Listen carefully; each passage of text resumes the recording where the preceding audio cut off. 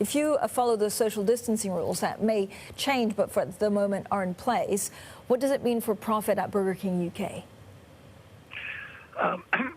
Thanks very much, Francine. What it actually means for us is that at this stage, we still obviously can't open our restaurants. We can open our restaurants for takeaway, and that is what we are doing. So we're open for takeaway and delivery and drive-through where we have those. But on the high streets, we're really driven by just doing takeaway and delivery. And with those two businesses as such, because one needs to understandably pay a fee to the delivery aggregator, it's marginally profitable at best. So what does that mean for what Burger King UK will do going forward? How many of your overall restaurants have you been able to open? And, you know, is it a 30% hit? Are people still coming in for not coming in, but how much do they get in terms of deliveries? Yeah, sure. We moved relatively early, and we got ourselves ahead of the curve in the sense of we opened quite a lot of our restaurants and a lot of our drive-thrus when we thought it was safe to do so. So we currently have about 2/3 of our restaurants that are open. A number of the restaurants that are not open are in what one might term sort of slightly captive locations. So be that airports or in shopping centres which haven't been open until now, in sort of food courts.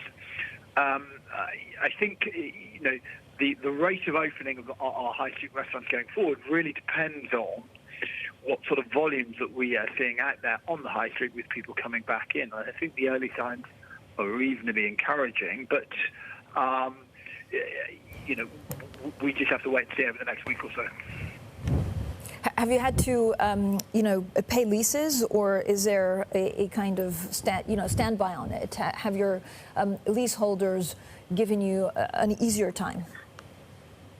I don't think necessarily our leaseholders, our landlords, have given us an easier time. You know, we were quite controversial in that we came out very early in March and said we weren't going to pay any of our rents. And I think we still stand by the fact where we go, no revenue, no rent.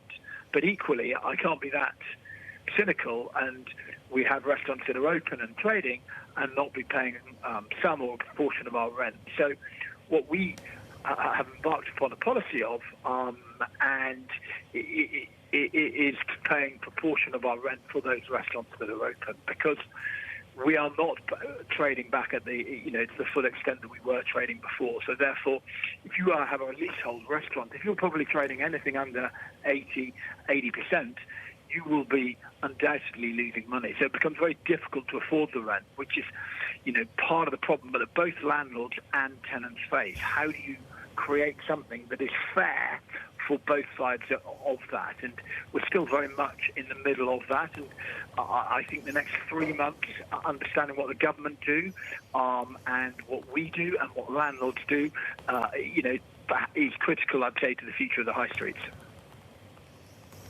Alasdair, does it mean that you're worried that you'll have to close some restaurants down? And if that's a possibility, when will you make that decision? Yes, I think, that is obviously something that we look at. It's not something we would do lightly.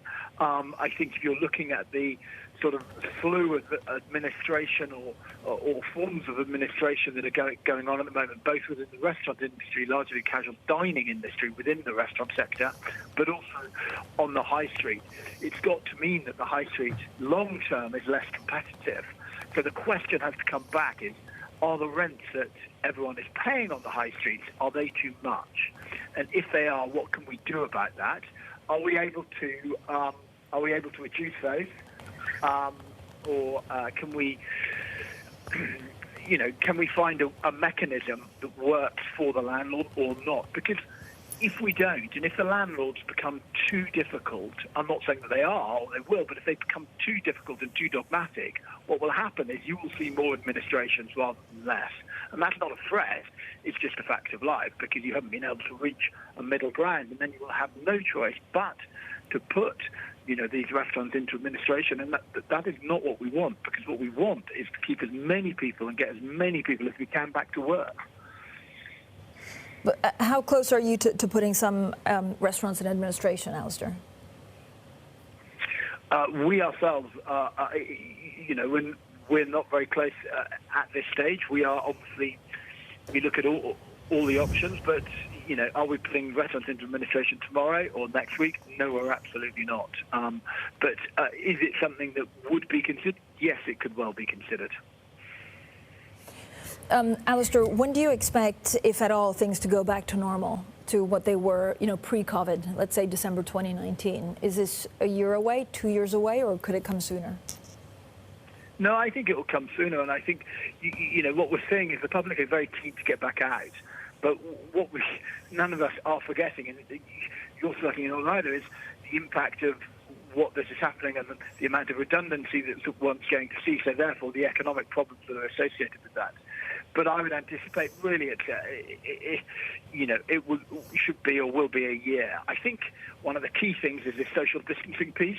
So it would seem that the mood music, and we've been pushing quite hard along with a lot of other people in our sector to try and encourage the safe reduction of social distancing, because safety is obviously still primarily, important. But as that comes down and as people can go back into restaurants and back into restart their rhythm, I would see that us coming back to normal at the start of next year. So I think it's close to a year-long process, and obviously for certain sectors that will take longer, and for other ones it will be shorter. But I would certainly see a year is what we're looking at.